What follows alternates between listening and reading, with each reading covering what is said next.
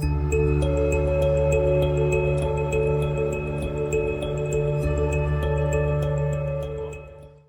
good afternoon, everyone. Welcome to another biomedicine webinar. For those of you who don't know me, my name is Azim. I am a recent surgical academic foundation program trainee in central London, working at Guy's and St. Thomas's. And this is a little bit of a special, kind of different webinar to ones that you may have been to previously. This is a very interesting kind of interactive SBA quiz that we're running, as well as a kind of longer Q&A session with myself. In future, we're also going to get a bunch of other doctors, some of our other really incredible co-founders as well, to get involved in that. And that's a time when you guys can just ask literally anything, and I'll try and answer your questions. But yeah, I hope you're all doing well today, and I will tell you a little bit more about what this webinar is going to involve in a moment. But all we ask from you guys, obviously, we want to try and give you guys as much free material as we possibly can during self-isolation. So if you please make sure you've joined our Facebook group, Bite Medicine for Students. Tell a few friends, tell 5 friends, try and get everyone in one place, because that means that we can put out more content and we can make sure everyone is up to date with all of our webinars, etc. And so that's all we ask. Please tell other people, and please fill out our feedback form as well. That would be brilliant. So that's Bite Medicine for Students. That would be amazing. Thank you so much. And also we have our platform coming out probably early next week, so we will give you guys an update about that as well. But it's great to see so many of you, and thank you so much for all of your amazing feedback as well. Cool, so let's crack on. We also have some doctors in the comments as well, so if you have any specific questions, if I don't pick them out myself, hopefully they'll be able to mop those up in addition. So let me tell you a little bit about how today is going to work. So it's probably going to be around an hour and 15-ish minutes session. So the SBA quiz, this is probably not something you have done online before. I don't think so anyway. It's certainly not something we've done before. But essentially how it's going to work is that we will ask you guys questions based on our last 2 specialties that we've covered, so respiratory and cardiovascular. So anyone who has been to those topics already will have a big advantage, as long as you've learned the material, which I'm sure you have. And then how it actually works is that it's going to be a competition. So because it's interactive, if you could have your mobile phones handy, and you're actually going to be competing against each other. So obviously you guys can use pseudonyms, you don't have to give your real name, no one needs to know who you really are, but that's how it's going to work. So when we ask you the questions, the bar charts will go up and down. And then eventually, at the end of respiratory, there will be 1 ultimate winner. And at the end of cardiovascular, there will be 1 ultimate winner. And then we'll move on to the Q&A. That makes sense to everyone? I'm sure it will make sense as we crack on as well. And then the Q&A as well is just, revision tips, advice, literally anything you guys can ask me. It's kind of what we've been doing before, but just a more prolonged session. Brilliant. So let's crack on. So we'll start off with respiratory. We have a bunch of respiratory questions, and then we'll move on to cardiovascular. So let's dive in. Hopefully there are no technical issues. Okay, brilliant. So if you guys could go to www.menti.com. Wow, you guys are fast. Okay, yeah, use the code 7. Wow, okay. So I'll wait for some more people to join. Yeah, so 701120. There are so many cool emojis there. All right, I'll give you a few moments. Okay. Let's get to how many people here? Let's get to 350 and above, and then we can start. Anyone else? Anyone else want to join? Anyone else? Okay. 3. Where's my mouse? 3, 2, 1. Okay, let's go. Let's go. Okay, so all the correct answers will give maximum points. The time limit is 45 seconds to have a read of the question and have a read of the answers. You have 45. Okay.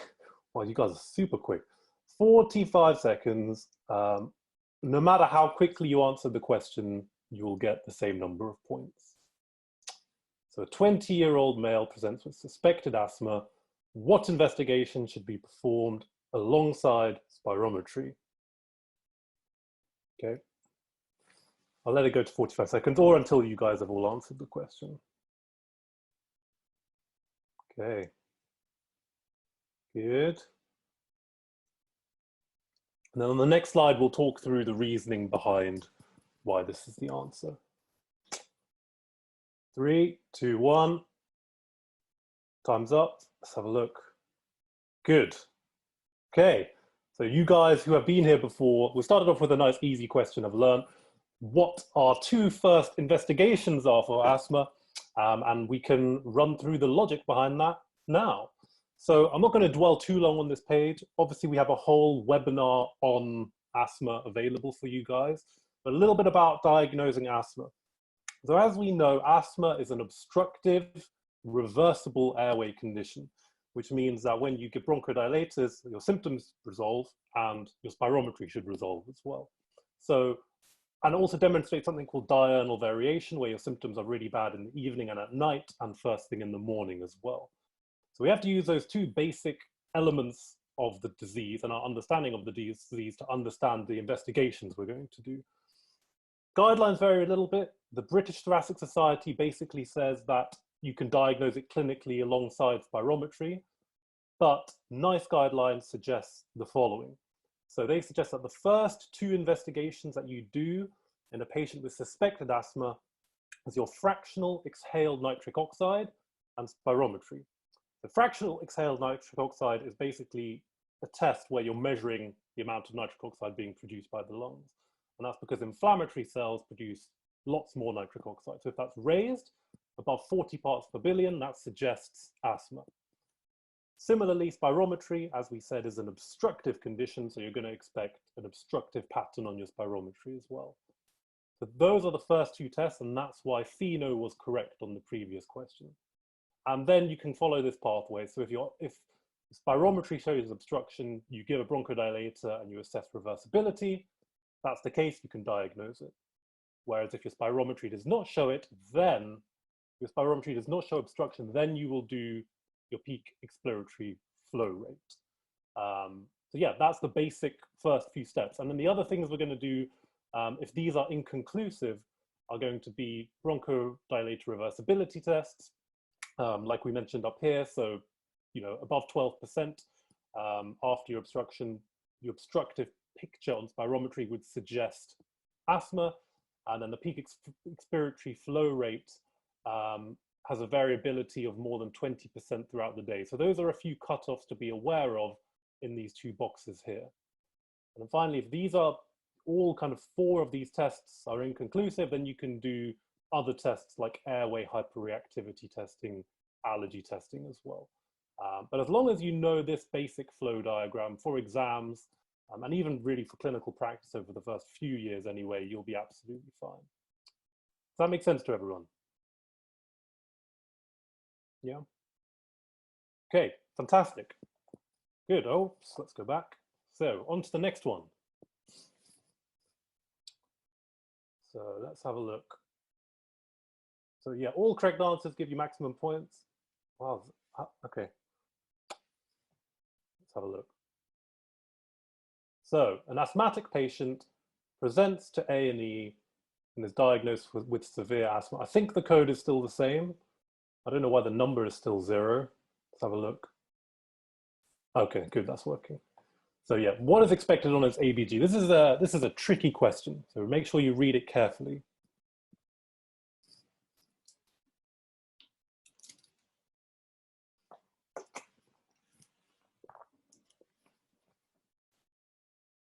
Got 10 seconds. Let's see. See what you guys think. So yeah, severe asthma exacerbation. Time's up. Okay. So actually, the smallest proportion of you got the correct answer. So we're going to talk about the severity of asthma and how that correlates with ABG results. This is a tricky question, but also one that is really important to understand for your exams and clinically as well. There are various stages of asthma, which we're going to look at on the next slide.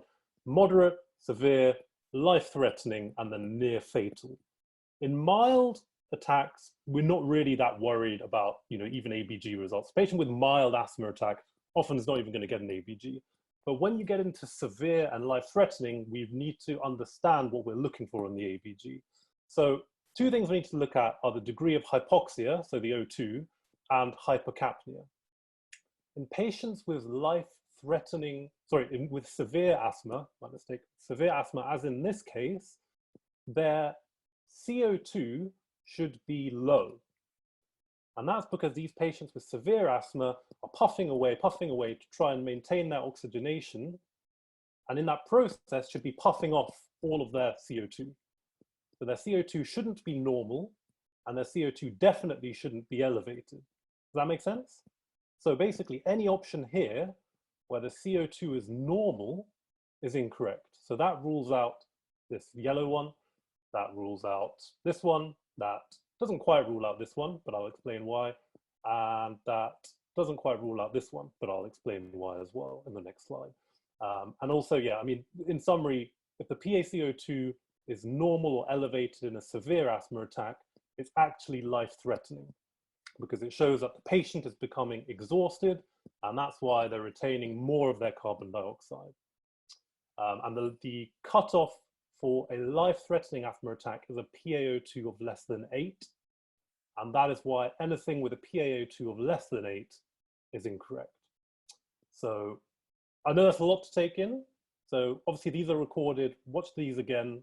You can also watch our asthma webinar to get a better understanding.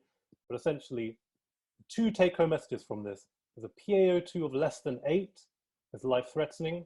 And if the PaCO2 is normal or elevated, then we're looking at life-threatening or near fatal. And that is what this table is showing. So like we said, severe, as in this patient's case, their peak expiratory flow rate is 33 to 50%, etc., as shown here.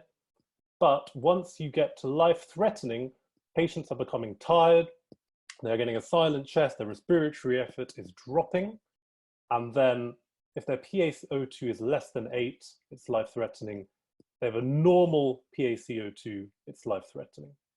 And once they start getting really exhausted and the PaCO2 goes high, then we'd classify it as near fatal.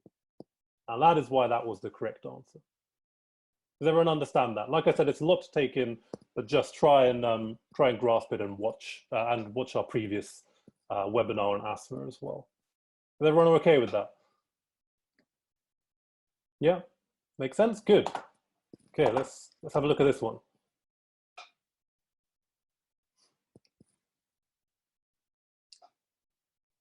Okay. So now, moving on to something else, moving away from asthma. You're on a neurology ward. Your next patient has motor neuron disease. He has a fever and is coughing red, foul-smelling sputum. What organism is responsible for this?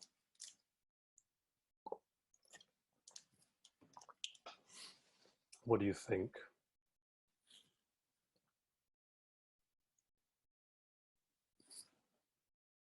Klebsiella, chlamydia, mycoplasma, strep pneumonia, Staph aureus. They love asking questions about organisms in exams, as I'm sure you guys know. 5 seconds. 3, 2, 1. Good. Nice straightforward question. So it's essentially a question about aspiration pneumonia. So you can look back at our our pneumonia webinar to get a better understanding of this, but let me explain this to you now. So well done to the 54% of you. So yeah, this question was asking about aspiration pneumonia. So you're on the neurology ward. This patient has motor neuron disease. So it's possible that they may have dysphagia, so difficulty swallowing. So what might have happened is that they've actually aspirated something, food, object, whatever it may be. They've inhaled it, and most commonly it goes to your right lower lobe because it's got a steeper bronchus, and that's where most things get lodged. And this is really a characteristic history of Klebsiella. So a patient with motor dysfunction, difficulty swallowing, aspiration risk, they begin producing this red currant jelly sputum. They can get upper lobe abscesses, and it's associated with poor swallow, alcoholics, and diabetics. This is a characteristic history of aspiration pneumonia secondary to Klebsiella. Now, this box above is essentially describing atypical pneumonia, which is slightly different from typical pneumonia, but I won't get into all of the details. And here are a few key organisms associated with atypical pneumonia. So patients often present differently in that, they have atypical symptoms. Maybe their symptoms are a little bit more protracted, less severe. They may not have a fever that's, really significant. Chest X-ray may be normal, and that's what characterizes it as atypical. Those are a few characteristics of it. Whereas this patient has an aspiration pneumonia because of their poor swallow, which has resulted in Klebsiella aspiration pneumonia. So nice and straightforward. Good.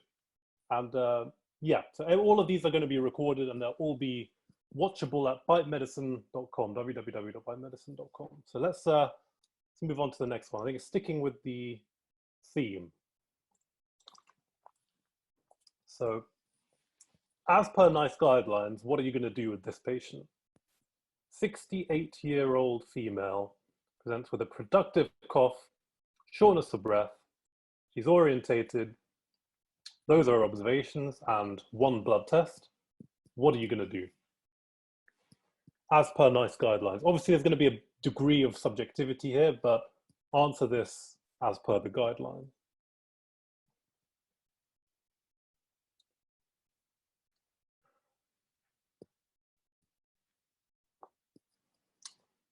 Okay, 5 seconds left.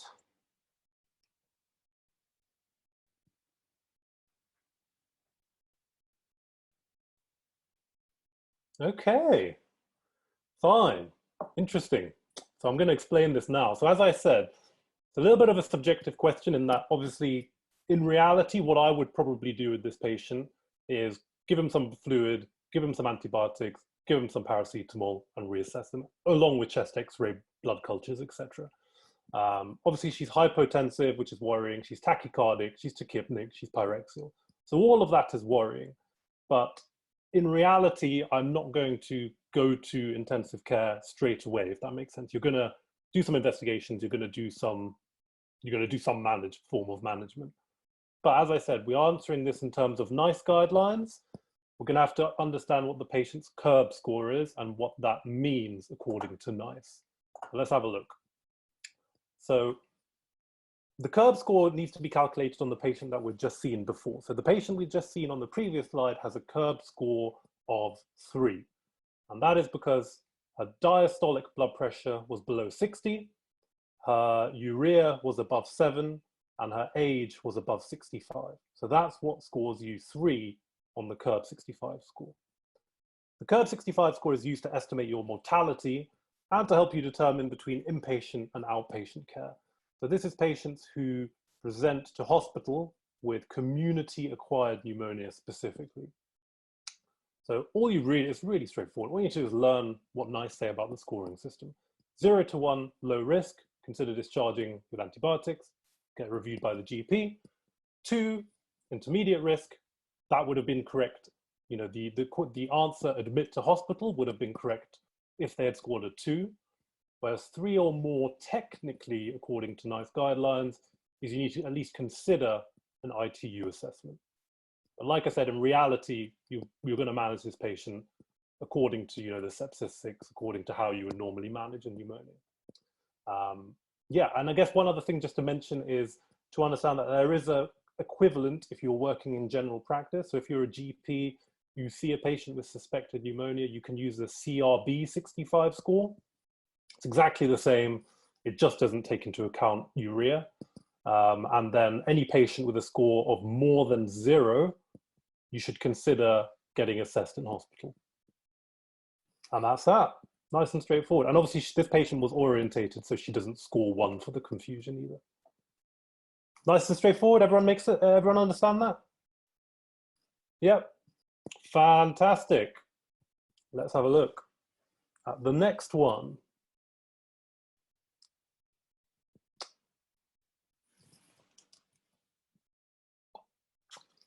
So, 48-year-old something Male? Male. Presents with generalized fatigue, shortness of breath, and weight loss. He has no past medical history. What are you going to do? This is a hard one. Based on nice guidelines as well. Well, everything that we do is based on some kind of guideline. What are you going to do? 20 seconds. Follow us on Facebook, Biomedicine for Students. I don't really know what to say in these pauses, but you have 10 seconds left. He's not a smoker. He has no past medical history. This is it. It's crunch time. 3, 2, 1. There you go. Well done. Good. So, 48% of you got that absolutely right. So, like I said, if you've been to our webinar previously on lung cancer, this will all be really straightforward for you guys. So let me explain. So we think this chap is 48 years old. He's come in with 3 symptoms, which are pretty vague, I would say, and has no past medical history. According to NICE guidelines, we need to do this. You have to think about our lung cancer referral pathway. See, there are 2 types of lung cancer, broadly speaking: small cell lung cancer, non-small cell lung cancer. We need to be really worried or concerned about a patient who's presented in the fashion that our chap had. So he had presented, he's over 40 years old, and he has 2 of these symptoms. I think he had weight loss, shortness of breath, and a cough or fatigue. But he had 3, he had more than 2 of these symptoms. So this chap would have needed a urgent chest x-ray within 2 weeks to assess, well, for example, a coin-shaped lesion is how malignancy lung cancer may appear on a chest x-ray. And that's regardless of whether he's a smoker or not, or the patient is a smoker or not. If they're above 40 years old and have 2 or more of the following, they need an urgent chest x-ray in 2 weeks. If he had had a past medical history of smoking, he only needs 1 of these symptoms and he'll need an urgent chest x-ray in 2 weeks. And this, that's a pretty low threshold, I would say, but the reason for that is, if you understand small cell lung cancer specifically, it often presents late. It's often detected at the stage where it's already metastatic, which means that most of these patients aren't even going to be amenable to surgery. So the earlier you can pick up, any malignancy really, but particularly lung cancer, the earlier you'll be able to intervene and the better the prognosis will be. So that's urgent chest x-ray. And then cancer referral within 2 weeks is a chest x-ray with findings suggestive of lung cancer or above 40 years old with unexplained hemoptysis. Nice and straightforward, but yeah, that's that.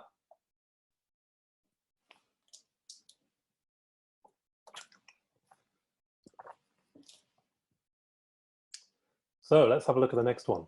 This one, the faster you answer, the more points you get. This one is to really separate everyone and see if we can get a real winner at the end of this. So if you answer it super quick and you're correct, you'll get the most points. I don't know how you guys have answered this so quickly. I haven't even read the question, but yes. Okay, pneumothorax. This was our last webinar yesterday. I think it was yesterday. Lost track of time, but this is really just retesting your understanding of how you manage a pneumothorax.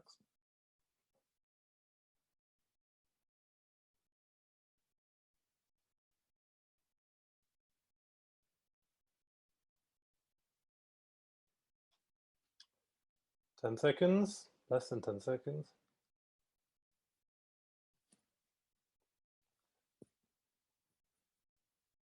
Okay, let's have a look. 10%. I thought our pneumothorax webinar was pretty good, but maybe it was a hard question. Let's have a look at the question again. So first of all, what type of pneumothorax has this lady got? Secondary. Good.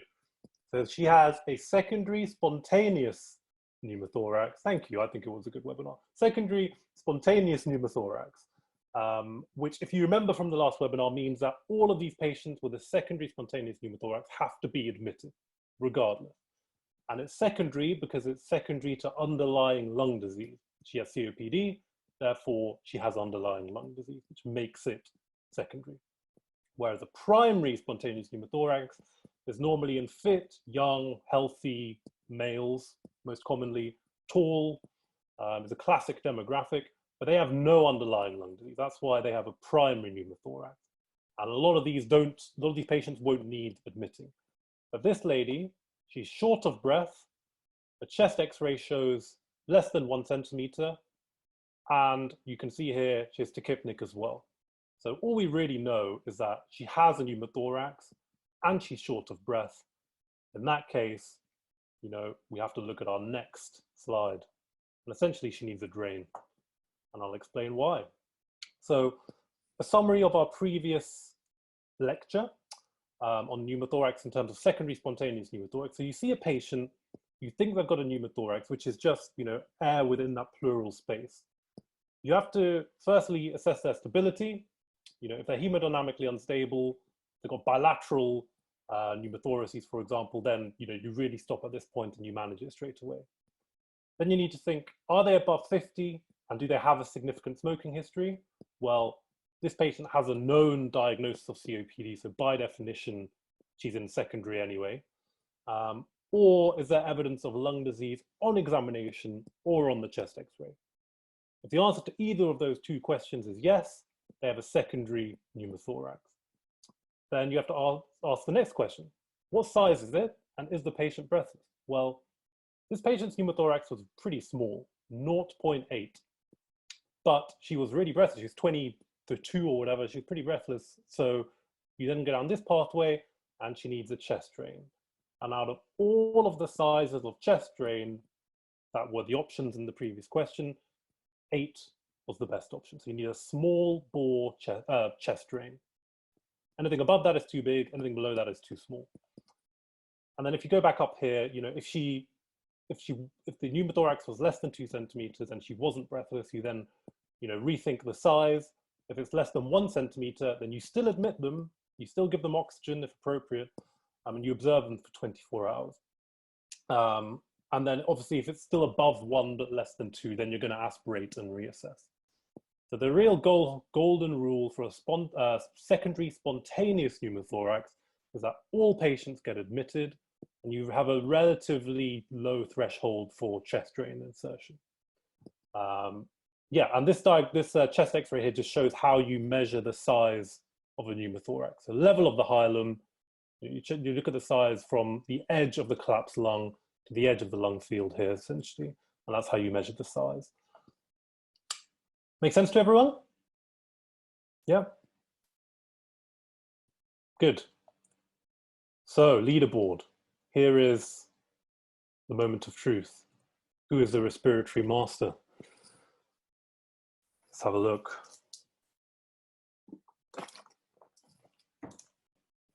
Whoa. Whoa, loads of you got tied first. Well, yeah?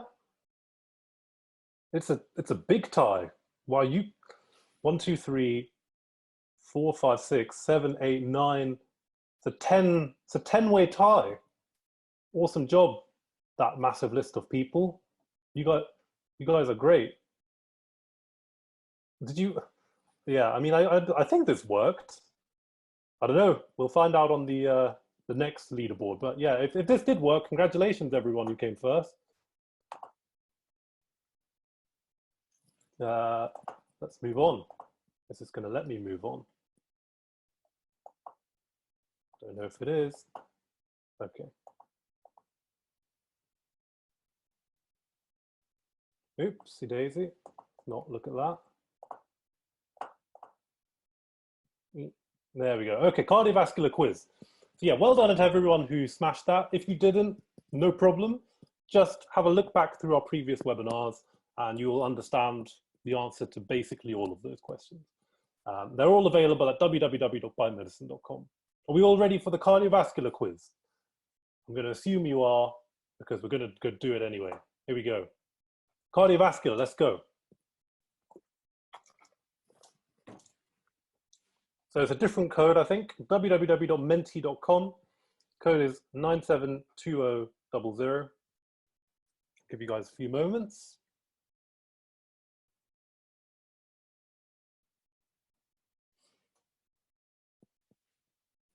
Okay. Okay, I think I'll let you. Oh, that's cool. All right, let's go. All correct answers give max points, so there's no rush other than the 45-second rush, but other than that, it's fine. Patient presents with chest pain, that's meant to say. Patient presents with chest pain. ECG, T-wave inversion, V3 to V6. That's the trop. What is your first line anticoagulant?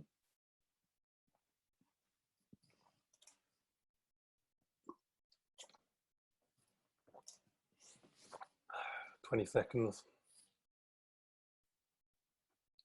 Join us on Facebook, Biomedicine for Students. Subconscious messages. 10 seconds. Sponsored by Biomedicine. Okay, let's have a look. Okay. Is aspirin an anticoagulant? Is aspirin an anticoagulant? No. Yes, exactly. So aspirin is an antiplatelet. So actually, unfortunately, this 16% are correct. Aspirin is an antiplatelet, Rifaban is an antiplatelet, alteplase is a thrombolytic. So actually, these were only the two options that were ever really in play anyway. Fondaparinux is better, and I'm going to explain why on the next slide. This is your first, so this patient is having an NSTEMI, first of all. She or he, yeah, let's say he has T-wave inversion, so ischemic changes, V3 to V6, trop is significantly elevated and has chest pain. So this is, you know, it's going to be an NSTEMI, essentially. We also have a lecture on ACS as well. So, like we said, this patient is having an NSTEMI, and I'm going to explain the differences and why we use Fondaparinux, not low molecular weight heparin in a moment. We know what ACS is, so first we need to think about the pathogenesis. Why has this patient come in with an NSTEMI? Well, ACS occurs because of thrombus formation over a ruptured plaque, causes vessel occlusion, ischemia, and infarction. That thrombus consists of platelets and causes activation of your coagulation cascade. So that thrombus grows and grows and grows, and it causes further ischemia and infarction. So therefore, there's two pathways we need to really combat here: the aggregation of the platelets, which is making the thrombus bigger, and the activation of the coagulation cascade, which is also not helping the situation. So, like we all know, the first line thing we always learn at medical school, MONAC, morphine, oxygen only if required, nitrates, aspirin, etc., clopidogrel. So dual antiplatelets help to target that antiplatelet part of the pathogenesis of a thrombus. And then we can also consider something like tirafaban, which is your glycoprotein 2B/3A inhibitor, depending on the risk of the patient. But these patients will have dual antiplatelet therapy, and you can consider a GP2B/3A inhibitor depending on the risk, which we'll talk about right at the bottom of this page. In terms of anticoagulation, which was the question on the previous slide, Fondaparinux is preferred. It's the anticoagulant of choice. It is a selective 10A inhibitor, and it reduces the growth of that thrombus, and it prevents further ischemia and infarction.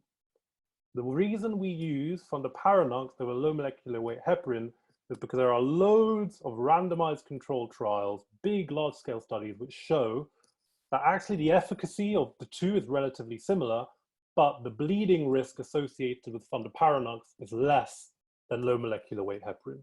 And that's why it's our first line option in terms of anticoagulation.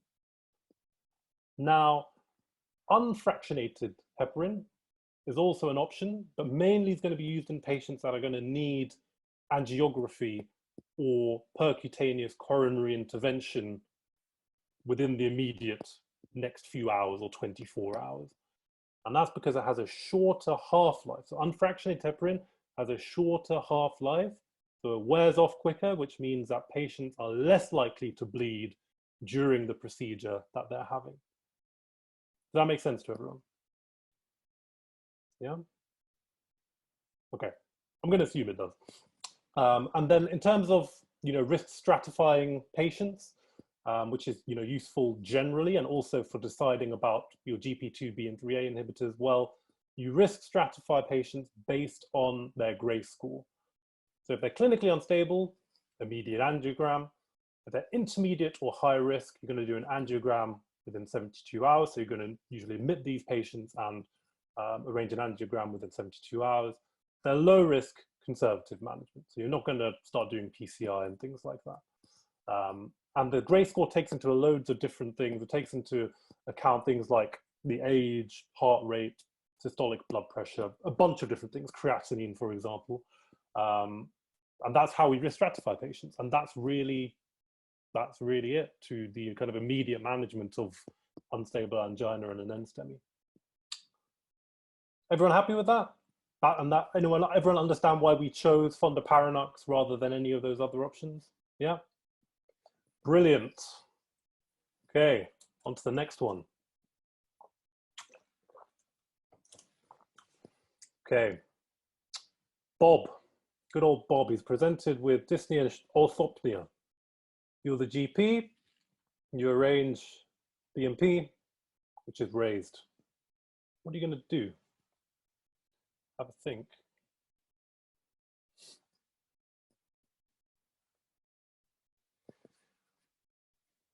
Admit them to hospital, echo within 2 weeks, echo within 6 weeks, chest x-ray, commence verapamil and arrange an echo.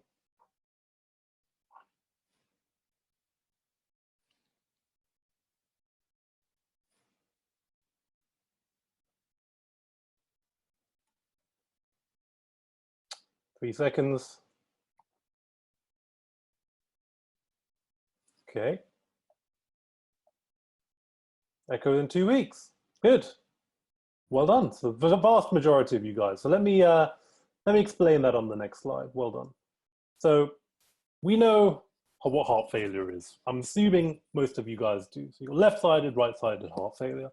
I'm not going to go massively into the pathogenesis of things right now, but I guess the key thing to understand is that BNP, brain natriuretic peptide, is secreted from your ventricles, ventricular myocardium, in states when your ventricles are under more stress. So, when the ventricles are dilated, you have increased ventricular volume, BNP is produced, and it's therefore a marker of heart failure. So this is what NICE recommends in terms of your first line investigation after testing for the patient's BNP. Above 400 suggests heart failure. You need an echo, transthoracic echo, within 6 weeks. This patient's BNP was above 2,000, and I think it was 2,200, so they need an echo within 2 weeks. Now, the exception to this, the 2 to 6 week rule is going to be patients that come in with acute heart failure, so really short of breath, really looking really unwell. Maybe their blood pressure is dropping. They're not well. They have significant pulmonary edema plus or minus peripheral edema as well, in which case you admit them, you treat them, you do an urgent echo. But because this patient's BNP was above 2,000 and they weren't in acute, classically acute heart failure, they need a transthoracic echo within 2 weeks. Straightforward. Good. And just to clarify, transesophageal echoes is most commonly used for things like infective endocarditis. That's why we do transthoracic. It's less invasive. Okay, so 35-year-old. So IVDU is just an intravenous drug user. Presents with a 2-week history of fever. There's a systolic murmur at the apex. Blood cultures are awaited. What's first line? I see there are a few questions about the previous question. I will, what we'll do, we'll put it in our PDF at the end and we'll put it online just to make sure that everyone understands, unless it's been answered in the comments already. Okay.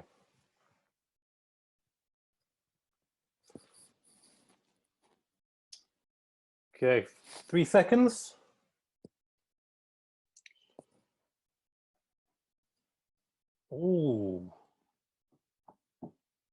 Okay. We have a lecture on infective endocarditis because that's what this patient has, infective endocarditis. Let's have a look at why it is amoxicillin. So basically, first of all, infective endocarditis, normally essentially just infection of the valves and endocardium of the heart. So this patient's key risk factor is intravenous drug use, come in with a fever, they have a murmur. We obviously don't know whether it's new or old, but we have to assume that it's new if there's no history, particularly as the patient has a big risk factor for infective endocarditis. So she or he has been injecting drugs, dirty needles, whatever it may be. That infection has traveled up towards the heart. Most commonly infects your tricuspid valve, and it can obviously also affect your other valves as well. But it can cause, systolic murmurs at the apex less commonly. But yeah, this patient has a new murmur and has a fever. So we're suspecting infective endocarditis. I think the point that this is at the apex is a little bit of an error on our part. This probably should be a tricuspid regurgitation murmur. Is going to be more common in a patient that's an IV drug user. But the point is that they have a murmur, fever, and a big risk factor for intravenous drug use. Okay, so let's understand our antibiotics of choice in infective endocarditis. So infective endocarditis is typically a difficult condition to treat. The main reason that is that the body doesn't really have any direct method of combating bacteria at vegetation, so on your valves, for example. There is no dedicated blood supply. So the body itself, when it's trying to fight off this infection, it can really struggle.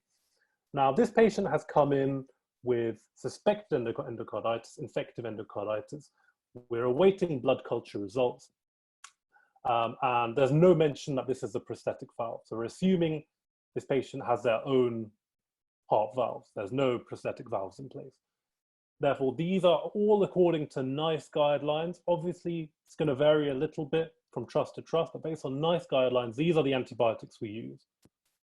So empirically, before we know, so that's what empirical means, before we know the blood culture results, we're going to treat with amoxicillin, pretty broad spectrum, pretty good activity against gram positives and gram negatives.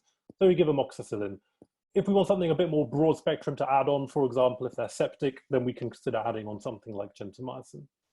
Whereas prosthetic valves, we normally use a combination of these three drugs.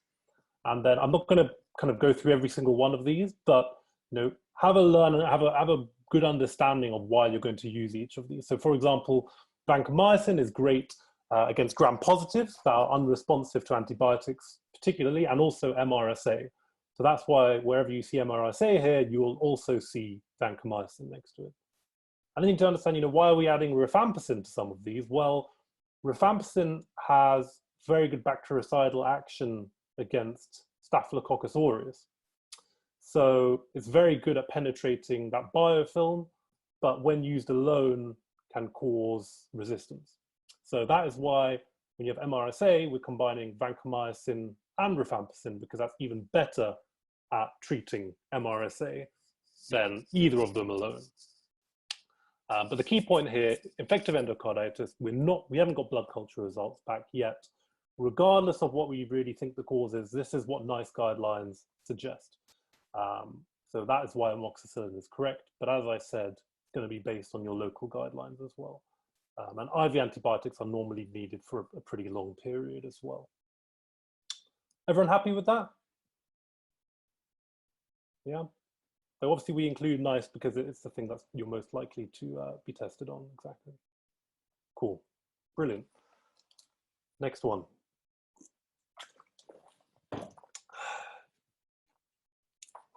So here we go. Patient, type 2 diabetic, CKD, presents for a medication review. What is his target blood pressure? Read the question carefully. What is his target blood pressure?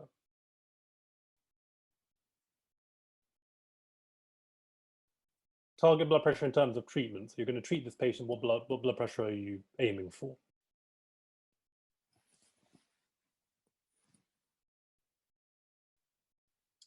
Seconds.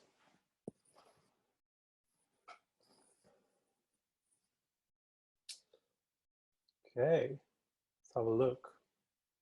What you guys think? Okay, good to see. That is good to see. All right, so that's really simple next slide. Really simple next slide. There you go. 4 bullet points, easy to understand. Boom.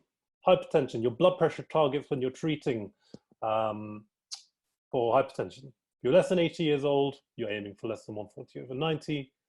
Over 80 years old, you're aiming for less than 150/90 because you're a little bit more lenient because of their age. CKD, aim for less than 140/90. Combined CKD and diabetes, as in this patient, we're aiming for less than 130/80. So yeah, keep an eye out for the combo of both of those, because that is a big differentiating factor here. Just diabetes is treated as normal. There's no change if you're just diabetic. Okay, well done. All right, now we're going to mix up a little bit with some vascular. This takes us all the way back to one of our first webinars, I think. So on regular screening, a 65-year-old male, or yeah, let's say male, is found to have an abdominal aortic aneurysm of 4.7 centimeters. How should this be managed? So yeah, think way back to one of our first webinars and you will be able to answer this. Follow us on Facebook, Biomedicine for Students, to find out more. Elective repair, urgent repair, annual surveillance, 3 monthly surveillance or monthly surveillance. 4.7 centimeters. Asymptomatic, asymptomatic.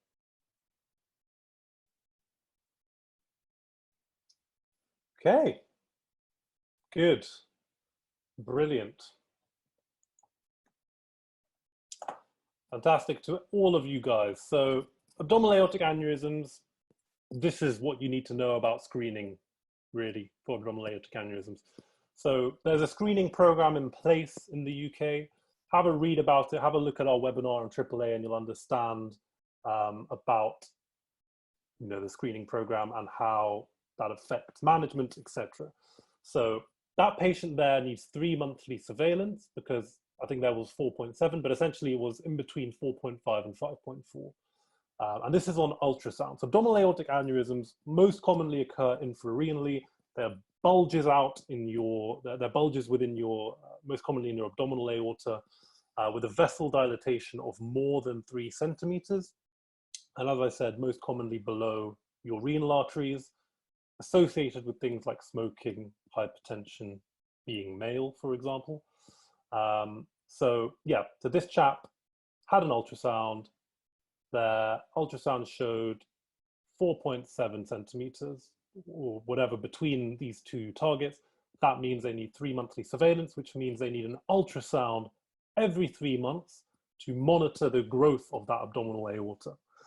The reason that this is done is because the decisions to operate on abdominal aortic aneurysm is a toss-up between, what is your surgical mortality going to be if I operate on this aneurysm versus what is the patient's mortality going to be if I don't operate on it and it ruptures.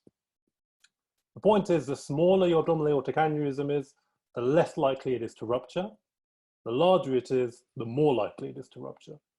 So once you get to aneurysms above 5.5, you refer them to vascular surgery because their risk of the aneurysm rupturing and them dying is at this point greater than the risk of them dying because of a surgical complication alone.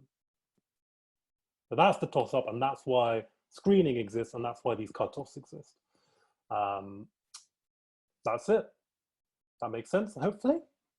Now, last question. The faster you answer and the more correct you are, I think there's more correct, I don't even know if that makes sense, but the faster you answer, and if you're correct, you'll get the most points, and you will be cardiovascular master. Patient with type 2 diabetes, how can you answer that quickly? Fine, you guys are great, good.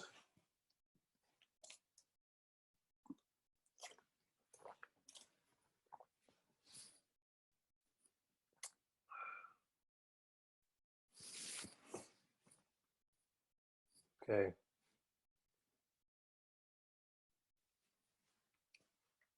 So this is the last question. We're going to talk about ABPI. We'll have our Q&A. Yeah. And we'll see who's cardiovascular master. 5, 4, 3, 2, 1. Okay, good. Brilliant. You guys are great at vascular, aren't you? That's great. Okay, so let's have a look at our ABPI. So sorry, I should have said ABPI stands for ankle brachial pressure index. And it's used to assess your degree of peripheral arterial disease. So that patient had presented with symptoms of peripheral arterial disease. So, pain when you're walking, for example, claudication. And what happens is that this patient likely has chronic limb ischemia. So as in patients, particularly with things like, who are smokers, who have diabetes, for example, they can get narrowing of their arteries, particularly their peripheral arteries, as well as obviously their coronary arteries in addition to that.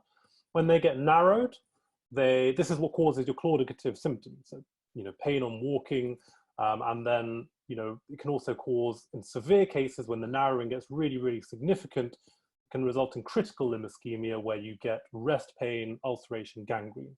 So remember, this is a condition which affects your arteries, whereas something like a DVT is affecting your venous system. So that's what makes it different. So we look at the ABPI because it's comparing your essentially the pressure in your arms and compared to your pressure in your legs. So you use the cuff and you use an ultrasound and you can come up with a ratio. The lower that ratio, the worse it is, because it suggests that there is more significant stenosis in the legs. So less than 0.5 is critical limb ischemia. This is characterized by 2 or more weeks of rest pain, ulceration, and gangrene. Really, really bad. They might have really poorly controlled diabetes, for example, and that's caused, stenosing of those vessels, and they may need revascularization.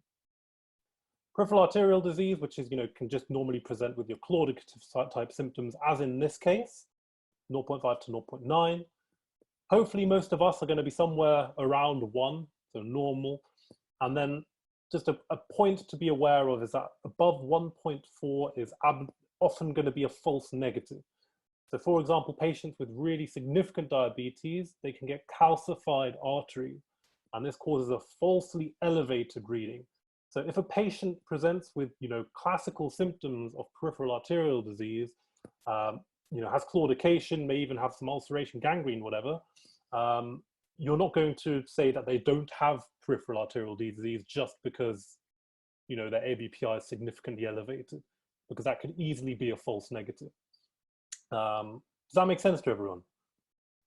Yeah, and learn these cutoffs. These cutoffs are from our nice guidelines as well. Yeah. Brilliant. Okay, let's see who's the master. Cardiovascular Quiz leaderboard, and then we'll move on to the Q&A. Okay, bit of more of a mixture now. I think there's one, the king or queen of cardiovascular. Well done, B, with 4,850 points. I don't know who you are, but you are a beautiful human being, and you are crowned the cardiovascular master. If I knew who you were, I would personally send you a certificate, but yes, congratulations. Before we move on to the Q&A, as I said, please, before everyone disappears who doesn't want to come to the Q&A, please follow us on Facebook, Biomedicine for Students. You can, if you want to get involved, you can email us at opportunities@biomedicine. We have our platform coming out probably early next week with tons of SBAs, a whole textbook full of, topics like this. If you want to learn things the way that we learn them and teach them, then that textbook is where you will find all of that for hundreds of topics. So yeah, keep an eye out for that, and follow us on Facebook and Instagram, and tell all your friends, tell your family, tell your mum, tell your dad. Let's move on to the Q&A. Oh, and also feedback forms would be brilliant before we move on to that. Here are your feedback forms. Thank you. You can use a QR code there, but we would super appreciate if you could please fill out feedback forms for us. After this, we're going to be moving on to endocrinology, and I think that starts tomorrow. So yes, come back tomorrow for endocrinology if you have found that topic super confusing, like all of us have at some point. And hopefully we will be able to alleviate some of that confusion. Feedback forms are pasted numerous times in the chat, but we can move on to the Q&A.